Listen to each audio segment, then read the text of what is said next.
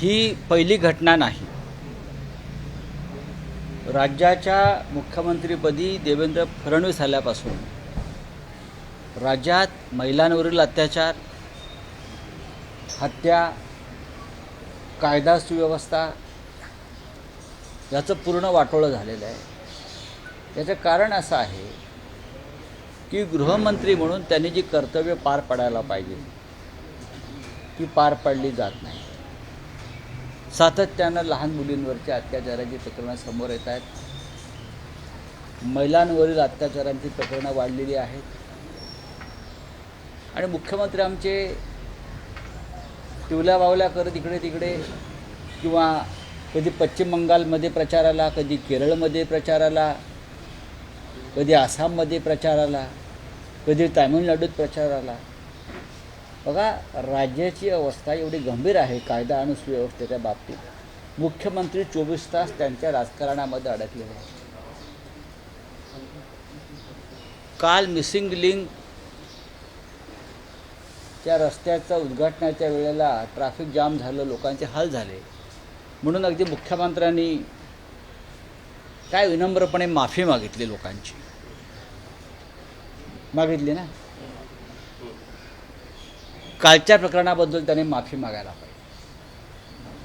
मुलींवरील अत्याचारांच्या संदर्भात, महिलांवरील अत्याचारासंदर्भात त्याने माफी एकदा तरी मागितली आहे का? त्याने माफी मागायला पाहिजे। त्यांच्या अपयशाबद्दल त्याने माफी मागायला पाहिजे। त्या कालच्या दुर्दैवी मुलीची आई कदाचित सरकारची लाडकी बहीण असेल। तिच्या खात्यात 1500 रुपये फडणवीस टाकत असतील। त्या 1500 रुपयाच्या बदल्यात त्या बहिणीच्या मुलीवर अशा प्रकारे बलात्कार आणि हत्या करण्याचा अधिकार तुम्ही कोणाला दिला आहे का? की तिने आता बहिणीने तोंड बंद करावं, आम्ही तिला 1500 रुपये देतो। हे या राज्यामध्ये सुरू आहे। या महाराष्ट्रातल्या माता आणि भगिनींनी या सरकारविरुद्ध बंड केलं पाहिजे। मी परत सांगतो, या राज्यातल्या माता आणि भगिनींनी या सरकारविरुद्ध बंड केलं पाहिजे। या सरकारला जाब विचारायला पाहिजे।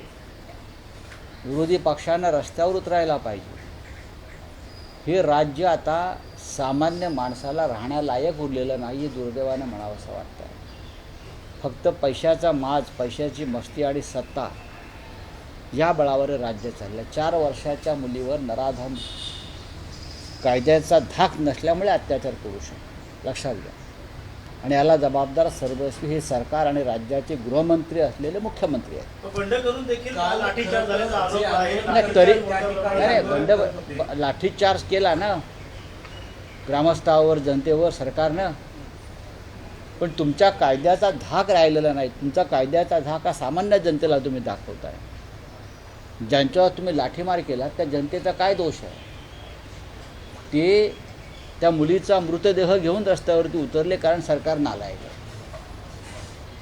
आहे। अक्षय शिंदेचा एन्काउंटर काल आंदोलन केलं, त्यांच्यावर अत्यंत संतप्त आहे। ग्रामस्थांनी सुद्धा असं म्हटलं की त्या आरोपीला आमच्या हवाली करा किंवा त्याला तात्काळ फाशी द्या, अशा प्रकारची। खरं म्हणजे या सरकारला जनतेने ताब्यात घेतलं पाहिजे। आरोपीला काय? आरोपी सरकार आहे। या प्रकरणामध्ये, अशा प्रकरणामध्ये या राज्याचं गृहमंत्रीच आरोपी असायला पाहिजे। या राज्याचं पोलीस आरोपी असायला पाहिजे। ज्या पद्धतीने सरकार चालवलं जात आहे किंवा पोलीस चालवले जात आहे, ते पोलीस फक्त राजकीय सुरक्षेसाठीच वापरले जात आहेत। आरोपी कोण आहे? आरोपी सरकार आहे। या प्रकरणामध्ये सरकार आरोपीच्या पिंजऱ्यात आहे। सरकारवर खटला दाखल केला पाहिजे। अक्षय शिंदेचा एन्काउंटर केला होता तेव्हा सरकारने योग्य पाऊल, सरकारचं एन्काउंटर केलं पाहिजे। या सरकारचं एन्काउंटर केलं पाहिजे। तुम्ही कोणाकोणाचे एन्काउंटर करा, हे सरकारच नालायक आहे। चलिए बोलिए। सर पुणे रेप केस में जो है पूरा पुणे एक मिनट बोलिए। भोर में जहाँ पे घटना हुई है वहाँ पर पूरा बंद कर दिया गया है।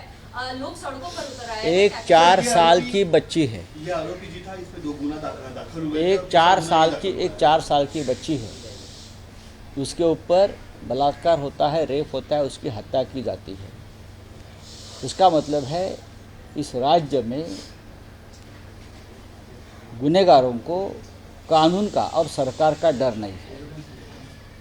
लोग कहाँ कहाँ से आते हैं, बच जाते हैं और इस प्रकार की वारदातें करते हैं। उसके लिए अगर कोई जिम्मेदार होगा तो ये सरकार है। इस राज्य के गृह मंत्री जो मुख्यमंत्री भी है, पूरा पुलिस फोर्स, पूरी कानून व्यवस्था राजनीति के उलझन में पड़ी है। हाँ, वीआईपी की सुरक्षा में पड़ी है। मुख्यमंत्री एक एक महीना तक विधानसभा के प्रचारों में, कभी बंगाल में, कभी तमिलनाडु में, कभी केरल में, कभी आसाम में जाते हैं। यहाँ कौन देखेगा कानून व्यवस्था? क्या यहाँ की कानून व्यवस्था, यहाँ की पुलिस सब आपके अपोजिशन के खिलाफ डंडा उठाने के लिए है? नहीं है। ये जो लाडली बहन योजना आप चला रहे हो, शायद जिस बच्चे के ऊपर रेप और हत्या हुई है उसकी माँ भी आपकी लाडली बहन हो सकती है। तो क्या 1500 रुपये में आपने उस माँ की भावनाओं को खरीद लिया? बताइए मुख्यमंत्री जी, गृह मंत्री जी। एक संवेदनहीनता इस राज्य में दिख रही है। और आरोपी वो रेपिस्ट नहीं है, आरोपी नंबर 1 यहाँ की सरकार है, जो निकम्मी है, नालायक है। सर, ये जो आरोपी था, इसके 2 बार भी इसका गुना दाखिल हुआ था और तीसरी बार इसने एक ही किया हुआ। अरे पुलिस क्या कर रही है?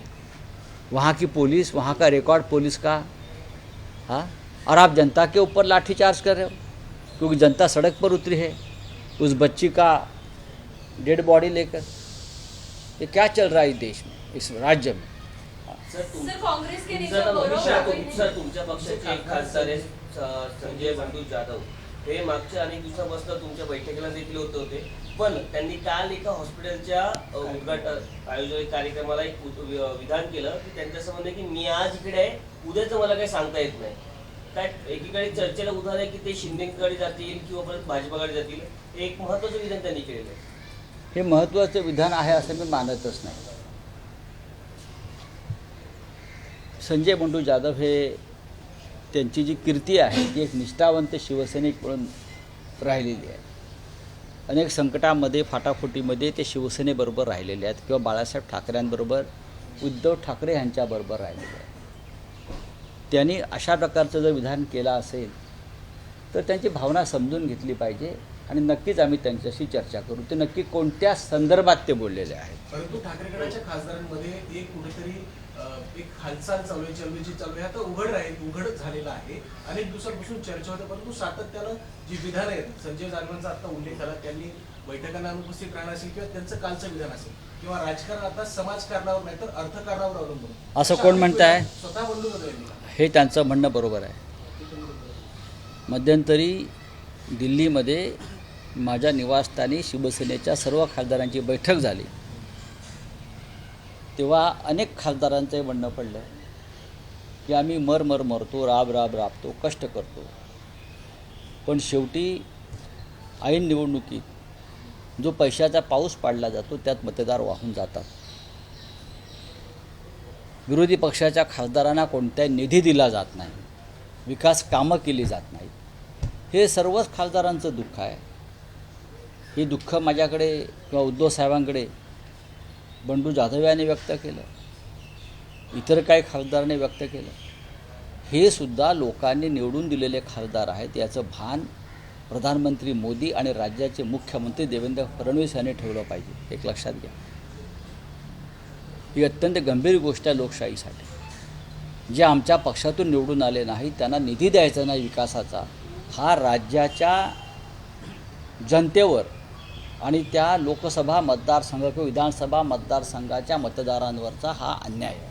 खासदारांना तुम्ही आता म्हणालात की सरकारच्या खासदारांना निधी मिळतो किंवा ते पैशाचा पाऊस पाडतात म्हणून निवडणुकीमध्ये मतदार वाहून जातात अशी नाराजी खासदारांनी व्यक्त केली असं तुम्ही म्हणाल. कुठेतरी पक्षाकडनं खासदारांना किंवा आमदारांना निवडणुकीच्या काळात आर्थिक रसद कमी प्रमाणात पुरवली, हा प्रश्न कॅमेरासमोर बोलण्याचा नाही ना. तेव्हा ती मदत दिली. एकनाथ शिंदे 50-50 कोटी रुपये निवडणुकीला देतात. भारतीय जनता पक्ष 100 कोटी खर्च करतो. हा लुटलेला पैसा आहे जनतेचा, तो आम्ही लुटून दरोडे टाकून द्यायचा का? भारतीय जनता पक्षाचं लोकसभेचं बजेट 10 ते 15 हजार कोटीचं असतं. एकनाथ शिंदेचं त्याच्यापेक्षा जास्त असतं महाराष्ट्रात. मग हे पैसे येतात कुठून याचा कोणी विचार करतं आहे का? याचा विचार खासदाराने सुद्धा केला पाहिजे. चोरीच्या पैशातून, लुटीच्या पैशातून निवडणुका लढायच्या का? आणि ही लूट करण्यासाठी काय मग पक्षाच्या प्रमुखांनी खांद्यावरती कुऱ्हाड टाकून लुटीला जायचं का जंगलामध्ये? हा आमच्यासारख्या माणसाला प्रश्न पडतो. थँक्यू. सर, गुजरात के बीजेपी चीफ ने जो है कांग्रेस की सांसद का गुजरात में अपमान किया, जिसको लेकर राहुल गांधी ट्वीट करते हैं नारी वंदना का मास्क जो है उतर गया है. भारतीय जनता पार्टी ने कभी नारी वंदना नहीं की है. भारतीय जनता पार्टी की नारी वंदना सिर्फ वोटों के लिए होती है, चुनाव के लिए होती है. और पैसे देकर लाडली बहन जैसी योजना या बिहार में 10-10 हज़ार, बस वही उनकी नारी वंदना है. एबीपी माझा, उघडा डोळे बघा नीट.